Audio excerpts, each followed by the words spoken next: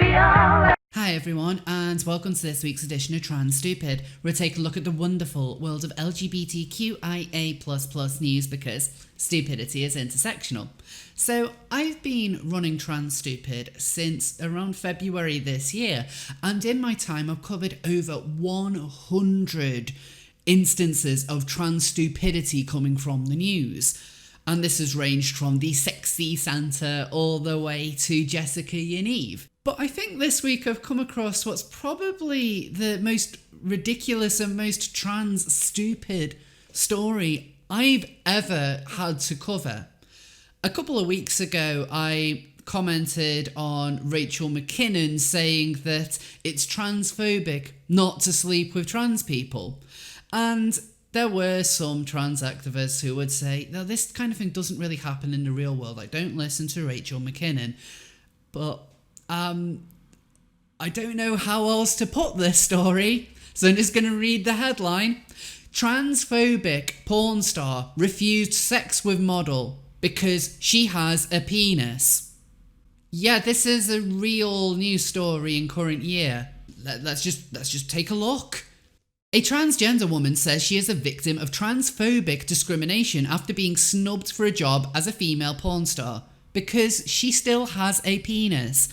Rhea Cooper, 25, who became Britain's youngest trans person when she transitioned 10 years ago, encountered the photographer after deciding to embark on a career in the sex industry for some reason. She says the anonymous individual messaged her saying he wanted to have sex on camera, then sell the resulting porno to make some quick cash.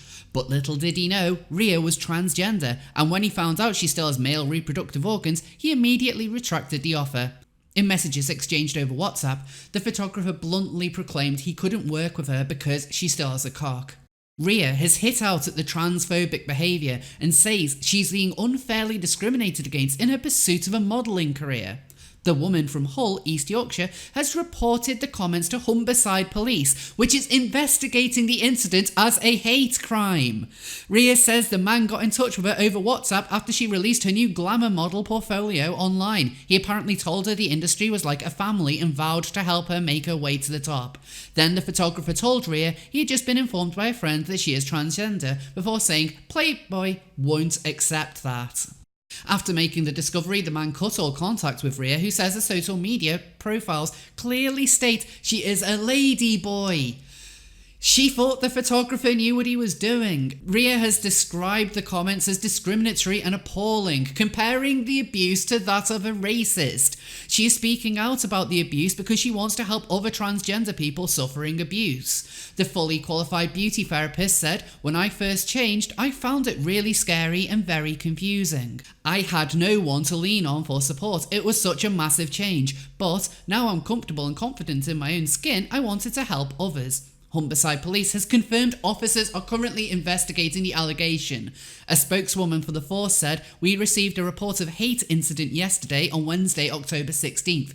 The report has been logged and will be investigated." Where the hell do I begin with this? Let's start with the fact that she's trying a career as a porn star. If that is entirely what she wants to do, then that is perfectly fine. That's her right to do so. And this isn't an attack on anyone who wants to do any adult work. I have some friends who do adult work themselves. But you're just trying to message a random person demanding that he needs to find you attractive and he needs to be able to sleep with you. And if he doesn't do so, he is automatically a bigot. Now, I don't know whether she knows this, and she really should if she's trying to make a career as a porn star, as a trans porn star, mind you. That kind of porn is quite popular. You can search for it online. Like, any kind of porn is popular, I suppose. But trans porn certainly has a massive audience that appreciates it. So if that's something she really wants to do, she can go off and do that. She doesn't need this one random bloke to get her into it. There's plenty of ways to do it. So she's not really being discriminated against when what the photographer is looking for is a biological female, someone with a vagina and not a penis, because that fundamentally changes the porn that is being made. It changes it to a completely different category. you're gonna have an audience, love. You can find it quite easily. Like, go on Twitter, go on Google, go on any kind of adult site. You will find people who want to sleep with you, who want to watch you have sex. But reporting this as a hate crime? How like, can't even put the words together. You've reported someone to the police because he didn't want to shoot with you. He didn't want to work with you because, in his words, you have a cock. That's fine. And what's more, you've reported the fact that this guy doesn't want to sleep with you to the police as a hate crime. I've mentioned this in a previous video about that you shouldn't pressure people to have sex with trans people. It's not bigoted to refuse that lady dick. That's perfectly fine. But the fact that the police are actually taking this seriously, they're actually saying, we're looking into this. This is an awful incident. This is peak clown world. You've reported someone for not wanting to have sex with you because you have a dick. He's looking for something very specific. Love, he wants a vagina. That ain't what you got at the moment. And, you know, you've been transitioned for like, what, 10 years? Why haven't you had the surgery yet? I mean, maybe there's other things going on, but I think it's worth at least pointing out a little bit. And what happened to her beauty job? Like, she actually opened a salon specifically for trans people last year. And her clientele certainly seemed to love it. I wonder what kind of happened with that. Of course, as I mentioned earlier, if what she really wants to do is porn, then that's perfectly fine. Like, you do you or whatever. Like, I'm not judging that. What I'm judging is the ludicrousness of reporting all of this to the police and going to the press about it as well. Like, do you not think that that is it's kind of a strange look? Like, you're going to get judged for that. I'm sorry, but that's true. You're running off to the press saying, I can't follow my dream as a porn star because this one guy wouldn't sleep with me. Like, I'm sure there's plenty of people who work in the adult industry who don't always get sex on a platter. And it's a weird level of entitlement that you can just go to the police. Like, what other kind of situations can you think of where being denied sex means that you have a license to go to the police and report it as a crime? I can't think of anyone else who can do that, and the police will take it seriously. If you often hear the phrase peak trans from gender critical people, and I'll be honest, if I wasn't trans myself, this would probably be my peak trans moment. This makes no sense. You can do what you want, and that's fine, but when you take this to the police, hopefully this guy doesn't actually get charged. Hopefully he doesn't get arrested and put in jail for not chowing down on that lady dick. But just do your proper research. There are going to be people who are going to want to make content with you. You can find them. Just do the legwork and stop being lazy. And don't go to the police. Now, moving on to my next story. Some of you might remember Natalie Wynn, most famously known as Contrapoints, got in some trouble a couple of weeks ago after questioning pronoun circles and the idea of announcing your pronouns. And this riled up trans activists and actually scared her off the platform for some time. Now, Natalie bent the knee to these people completely and offered her unreserved apologies, and that she was very, very sorry for the awful transgression that she made. But of course, it was only a matter of time before she did something else to upset them. And, you know, we're talking about like a month later, and she managed to make another oopsie. So what was it this time? Well, in a recent video she uploaded called Opulence, she had a trans guy voice John Waters. So who was this trans guy? Well, it's actually Book Angel, who, I'll be honest, is a friend of mine. And apparently there seemed to be a good fit. She was certainly into it. He was definitely into it. So you'd think all would be fine, right? Well, actually, of course you didn't think it would be fine. This is current year. If you were trying to prove you don't hate NBs, you just failed. Nothing like collaborating with a fucking trans med hot off the heels of an incident which already had non-binary people untrusting of you, just rubbing it in non-binary people's faces at this point. You did a lot to help me out the toxic anti-SJW spiral, so it surprises me that you were cool with this guy. Were you aware of the stuff he said like this? Holy shit, yeah, okay, this has to be intentional at this point, right? I don't think collabing with this guy is a good idea. Unless Buck has moved beyond this kind of stuff, working with him only adds fuels to the critique you were comfortable with trans medicalism. This was a mistake. Nat, I love you and your content, but if you're going to support this guy, I'm not sure I can look past it. Like, I don't know what to think, because you have great videos dunking on trans medicalism and supporting non-binary identities, but then you do this. No, this isn't fashion. True scum are very not in. He's pretty trans-misogynistic to boot. It'd be best to disavow him. I appreciate what you've done for the community, but this was a mistake. Buck Angel bows before the feet of our enemies. Well now, I feel bad for not cancelling her earlier. And Buck also got a lot of flack directly aimed at him. This wonderful tweet, for example, Buck Angel is a turf apologiser / bootlicker and true scum. Any association with him must be seen as hostile to the trans community as a whole, let alone denial of non-binary existence. That's the line in the sand, folks. Where do you stand? Now, it turned out that Buck was introduced to this video by Ferry Mayer, who is a former true scum turned quite hardline, too cute, as it were. For those who don't know, too cute is the term a lot of trans activists have given themselves because they're lovely and warm and fluffy, as you saw in those previous tweets I featured, whereas people like myself are absolute scum who cannot be associated with. Naturally, Natalie did another apology to the mob, saying, as those of you who pay attention to social media have probably noticed, I'm at the centre of another controversy, this time about my inclusion of Buck Angel as a voiceover actor in Opulence. Buck is a well-known trans activist who has expressed support for trans medicalism. Some people have taken my association with him as evidence I am secretly a trans medicalist, and a large part of the trans community on Twitter is upset with me because of it. I want to let you all know, first of all, that I am not a trans medicalist. I've never been a trans medicalist, and I never will be a trans medicalist. I included Buck as a voice actor in my last video for other reasons, which I'll discuss at length in my next video. Thank you all so much for those of you who have given me the benefit of the doubt throughout this. So I find this fascinating, mainly because, once again, we have Natalie bowing down to the NB crowd who are consistently outraged with every little transgression that she makes.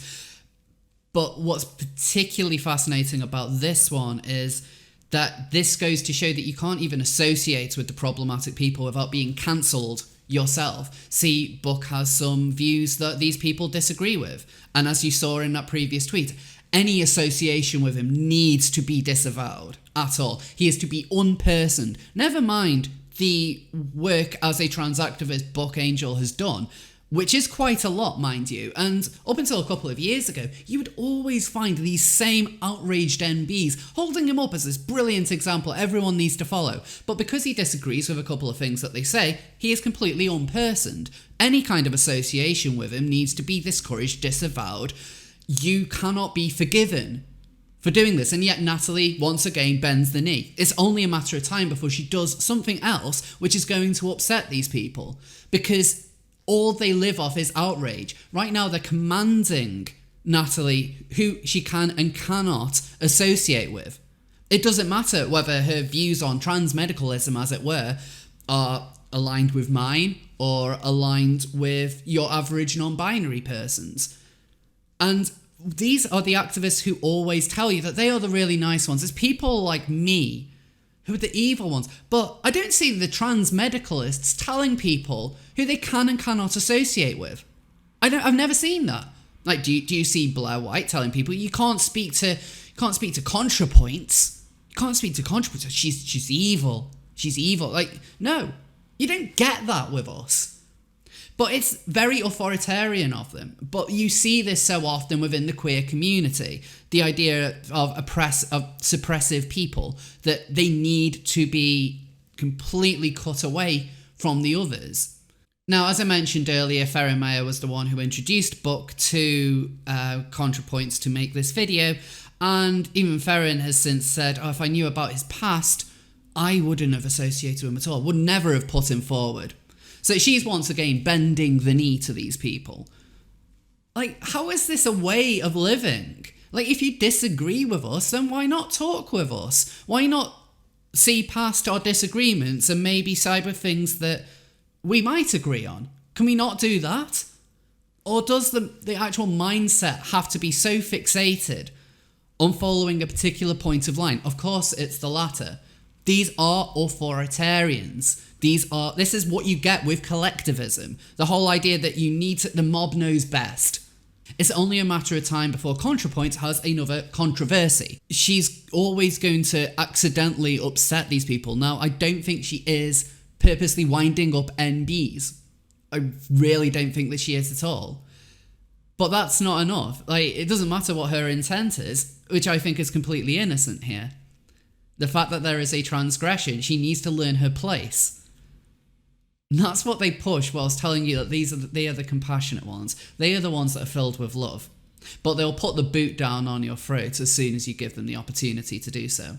Now, the last person that I want to cover this week is a favourite of Trans Stupid. I say favourites for someone who is very quickly getting up there with the likes of Unive for being one of the most toxic names in trans activism, and that's Rachel McKinnon.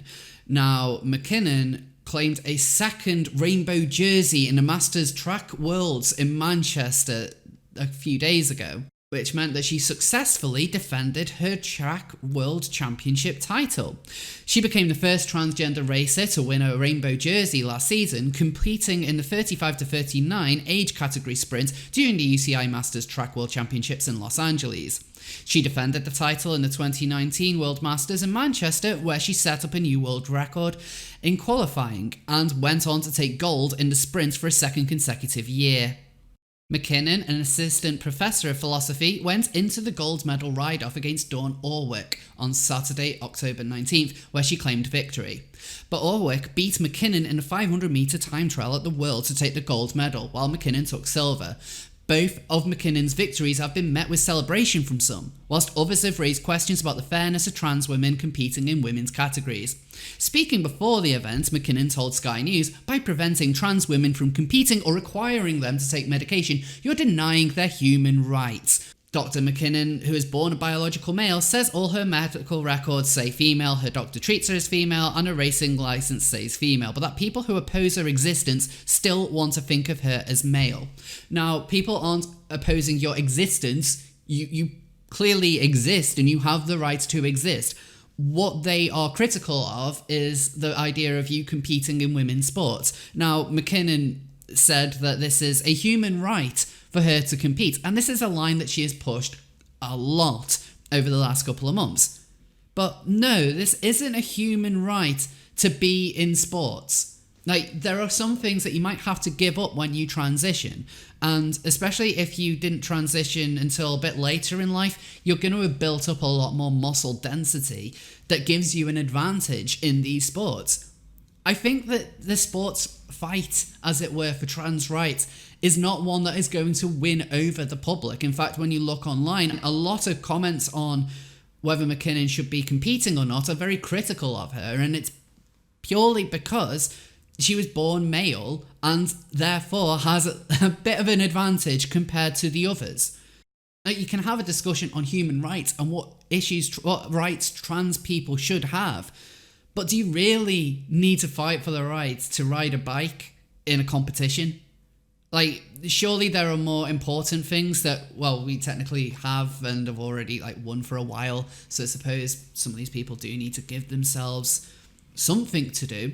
But what I found particularly interesting was McKinnon's responses on a photo of her on a podium. Posting on her Instagram, McKinnon said, "I'll just let this photo to stand for itself. 2 new friends and a serious supporter of my racing, sharing the joy of achieving hard-won goals. Can't wait to see Kirsten next year." And then another who is somewhat less enthused to lose a race against me. Off to the side. It's tradition for everyone on the podium to put their arms around each other's backs. It's a group photo. When one athlete purposely put that hand behind her own back, communicates something that matters. It's bad sportsmanship. I have a lot more to say about this long mess of a week and how much transphobia was just everywhere. That's quite interesting, McKinnon talking about how mean it was for someone to put her hand behind her back. McKinnon, who just a few weeks ago posted a gif of a dancing skeleton upon hearing the news that a young woman died from brain cancer. Yes, the same McKinnon, who seems to always say that the world is out to get her, but she doesn't seem like a very nice person. And I've mentioned her tweets mocking Magdalene Burns in the past, but this is a very good view of what this person's character is. Absolutely vile. And yet she has the audacity to say, well, you need to be more accepting of me in this sport. Well, maybe you'd have a bit more of a leg to stand on if you weren't so vile. At this moment, I think that McKinnon is one of the worst names in trans activism. And it's frustrating that she is constantly put on a pedestal as though she is someone that inspires others. I think that we can all do a lot better than her. I don't think that competing in sports is a right, and I think that moaning about someone not being openly enthusiastic about losing to you because you are biologically male and she is biologically female is bad sportsmanship. Especially when you make tweets like this. But anyway, just before I wrap up, I have a bit of an announcement. So some of you might remember last year I made a Halloween special, and this year is going to be coming back, where I'm going to take a look at some of the most horrifying and terrifying trans activists of 2019. Now, I've got some good ideas of who's making that list, but I wouldn't mind hearing from some of you, so you can let me know in the comments whether there's anyone that you think is particularly deserving. But why am I doing it now and not wait until the end of the year? Billy, it's Halloween! All the scariest monsters return this time of year. So thank you all so much for watching. Please be sure to like and subscribe. You can also support me on Patreon and Subscribestar. You can follow me on Twitter and Instagram. Thanks again, and I'll see you all next time. And a special thanks to Dan Norman, James C. George, Lizu Desu, The Poor of Rizzo, Rose Hypnol, Tranamade Girl, Green Potato Chips, Stephen, James UK, Moif Velocita, Leisha, Ricardo Jose, and the rest of my supporters on Patreon and Subscribestar.